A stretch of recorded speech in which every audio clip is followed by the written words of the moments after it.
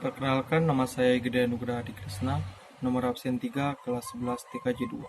Di sini saya akan menerangkan tentang bahaya penyalahgunaan dari narkoba. Yang pertama, pengertian narkoba. Narkoba adalah zat atau obat baik yang bersifat alamiah, sintesis maupun semi-sintesis, yang menimbulkan efek penurunan kesadaran, halusinasi, serta daya rangsang.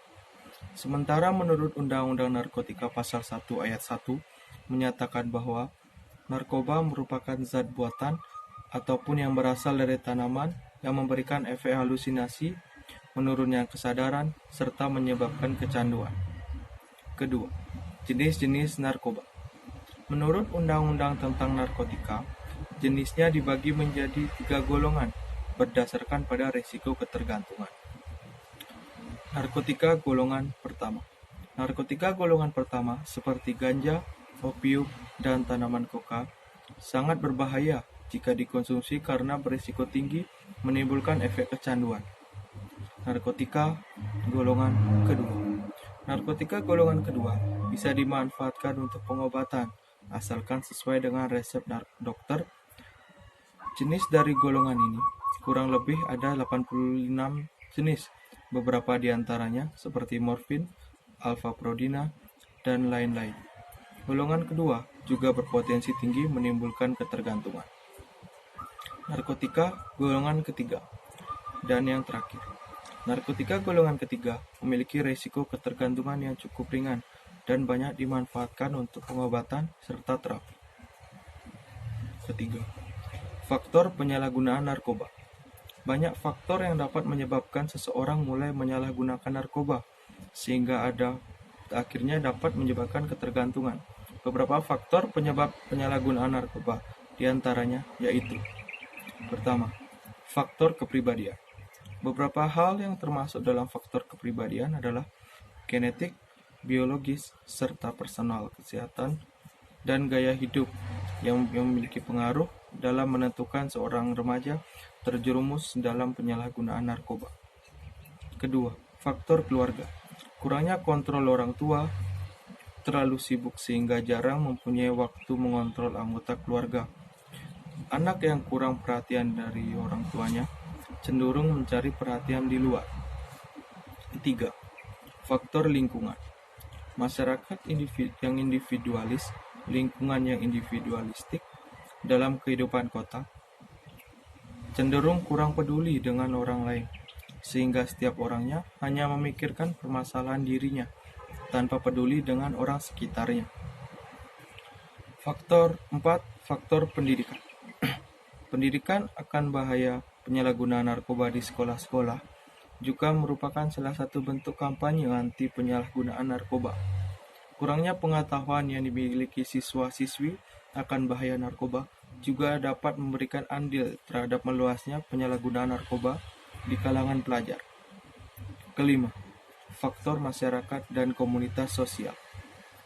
Faktor yang termasuk dan mempengaruhi kondisi sosial seorang remaja antara lain hilangnya nilai-nilai dalam sebuah keluarga dan sebuah hubungan, hilangnya perhatian dengan komunitas, dan susahnya beradaptasi dengan baik. Keempat, dampak penyalahgunaan narkoba.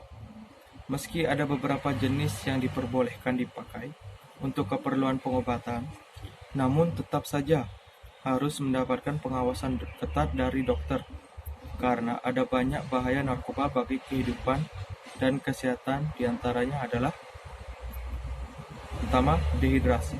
Penyalahgunaan zat tersebut bisa menyebabkan keseimbangan elektrolit berkurang. Akibatnya, badan kekurangan cairan. Jika efek ini terus-menerus terjadi, tubuh akan kejang-kejang, muncul halusinasi, perilaku lebih agresif, dan rasa sesak pada bagian dada. Kedua, halusinasi menjadi salah satu efek yang sering dialami oleh pengguna narkoba seperti ganja. Tidak hanya itu saja, dalam dosis berlebihan juga bisa menyebabkan muntah, mual, rasa takut yang berlebihan, serta gangguan kecemasan. Ketiga, menurunnya tingkat kesadaran. Pemakai yang menggunakan obat-obatan tersebut dalam dosis yang berlebihan, efeknya justru membuat tubuh terlalu rileks sehingga kesadaran berkurang drastis. Hilangnya kesadaran tersebut membuat koordinasi tubuh terganggu. 5. Gangguan kualitas tidur. Bahaya penyalahgunaan narkoba bukan hanya berdampak buruk bagi kondisi tubuh. Penggunaan obat-obatan juga bisa mempengaruhi kualitas hidup. Misalnya susah berkonsentrasi saat bekerja, mengalami masalah keuangan, dan lain-lain. Keenam, kematian. Bahkan narkoba yang paling buruk terjadi si pemakai menggunakan narkoba tersebut dalam dosis yang tinggi atau yang dikenal dengan overdosis yang dapat menyebabkan kematian. Dan yang kelima, pencegahan penanggulangan bahaya narkoba. Metode pencegahan dan pemberantasan penyalahgunaan narkoba yang paling efektif dan mendasar adalah metode promotif dan preventif.